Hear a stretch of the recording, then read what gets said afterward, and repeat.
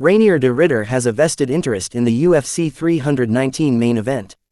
De Ridder 20-2 MMA, 3-0 UFC, will look to emerge into title contention when he takes on former middleweight champion Robert Whittaker, 26-8 MMA, 17-6 UFC, in the UFC on ABC 9 main event July 26 at Etihad Arena in Abu Dhabi.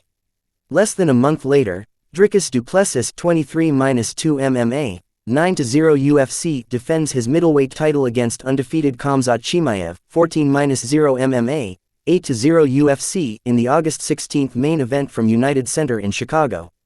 De Ridder sees pros and cons to either fighter winning when it comes to his title run. I think if it's going to be Khamzat, then it might slow everything a bit down because he doesn't really fight that often, De Ridder told MMA Junkie Radio. So, that being said, it would be nice if it's Dricus, but I don't really mind too much. Khamzat would be nice because he's more of a guy with hype behind him than Dricus does, even with Dricus being the champ. But we'll see. We'll see what happens, and I imagine I'll be fighting both of them before next year's over anyway.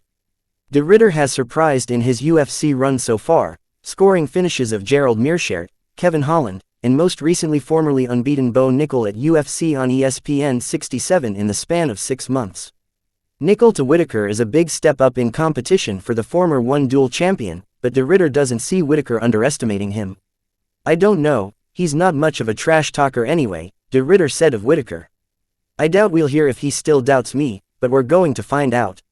As you guys saw, the fights have been going very well, and I feel like I've really improved, as well, over the last year. Just because of the sheer amount I've been training with the guys of the highest level. So I don't think he's really doubting me, but we'll see.